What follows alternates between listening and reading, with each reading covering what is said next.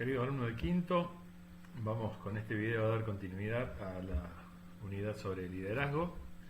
En la clase anterior estuvimos trabajando el concepto de liderazgo, un concepto que trabajamos con la aplicación de las definiciones a la película Jobs, en el cual ustedes hicieron un excelente trabajo. Y para dar continuidad a este tema vamos a estar hablando de algunos enfoques que tratan de explicar al liderazgo. Es decir, tratan de explicar por qué una persona es líder, qué características tiene, qué hace. Entre estos enfoques, como estamos viendo aquí en pantalla,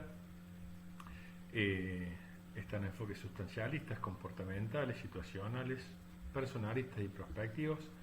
Estos enfoques se han dado de cierta forma con una cronología temporal, es decir, en orden en el transcurso del tiempo. Los estudios y los análisis han continuado y retomado lo que uno investigó siguiendo otra línea de pensamiento. Y bueno, para este tema he decidido que es mejor que se los explique yo. Vamos a estar empezando entonces con los enfoques sustancialistas. Estos enfoques sustancialistas, que su nombre tiene que ver con la sustancia,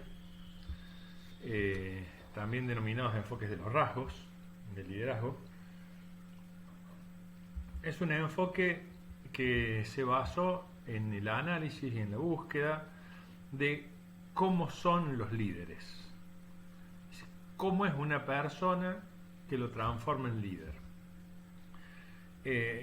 En un primer abordaje del tema, lo que intentaron hacer es comparar los atributos de quienes se han destacado como líderes con los de quienes no lo han hecho. O sea, los que son líderes y los que no son líderes.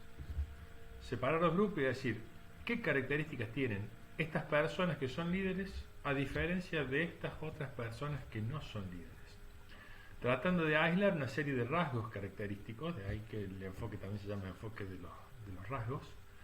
Estos rasgos podrían ser innatos, o sea, de nacimiento, o adquiridos con el tiempo, pero el tema es qué tenían, cómo son, es decir, qué se pensaba. Por ejemplo, son más inteligentes que los otros, son más extrovertidos que los otros, tienen carácter más fuerte, son más altos, son más corpulentos, son rubios o morochos, hombres o mujeres.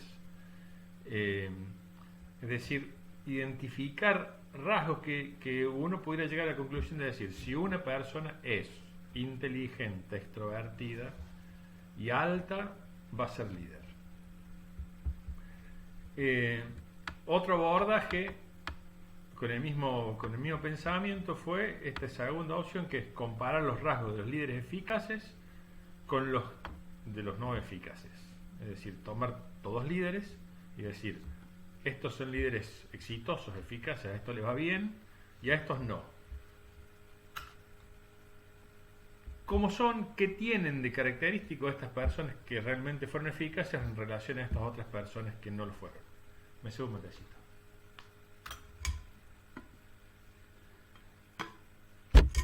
En definitiva, el trabajo fue intentando aislar, identificar estos rasgos, tratar de identificar un líder y describirlo, decir, a ver, esta persona es un líder eficaz, bárbaro.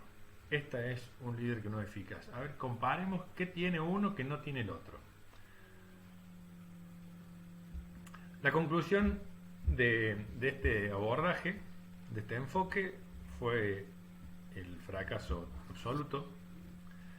Es decir, fracaso entre comillas, digamos, porque se llegó a una conclusión que es que no se puede aislar una serie de rasgos característicos que identifiquen inequívocamente a un líder.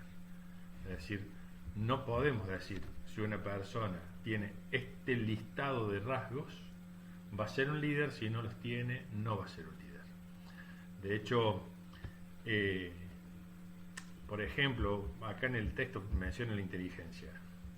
Podríamos tener tendencias a pensar que las personas líderes son las personas más inteligentes y los que no son líderes no, pero la realidad es que vamos a encontrar casos en que personas que no son consideradas inteligentes han sido grandes líderes. Se me ocurre rápidamente, por ejemplo, a mí Diego Armando Maradona, que fue un gran líder en su ámbito, en los equipos de fútbol y en la selección nacional, y no podríamos decir que es de las personas más inteligentes. Y viceversa, digamos, también hay personas brillantes, absolutamente inteligentes, y que es muy posible que no sean líderes. Y entonces uno dice, bueno, ¿qué le falta a uno que es muy inteligente, que no es líder? Y a lo mejor otra característica de la personalidad que no sea, tiene que ser extrovertido, por ejemplo, porque se tiene que desenvolver. Y nosotros, no sé, si pensamos en algunos líderes famosos, Jesús no era una persona extrovertida, por lo que sabemos, o Gandhi no era posiblemente una persona extrovertida. Es decir, ha habido líderes que no eran personas extrovertidas. Tiene que ser grandote, no sé, Napoleón fue un gran líder y era chiquitito. Tiene que tener carácter fuerte. Jesús y Gandhi no tenían carácter fuerte. De hecho, en el trabajo de la primera parte de la unidad, donde yo les pedí a ustedes que mencionaran algún líder que conocieran, mencionaron una variada cantidad de personas. Muchos de ustedes identificaron a un líder en su madre o en su padre, y seguramente las características de los padres y las madres de cada uno de ustedes son de las más variadas, características de su personalidad.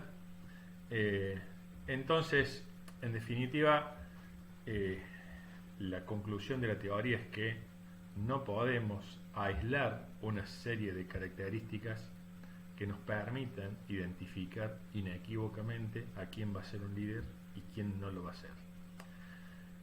El liderazgo, el ser un líder o el ser un líder efectivo, no tiene que ver con las características personales de las personas, de los líderes.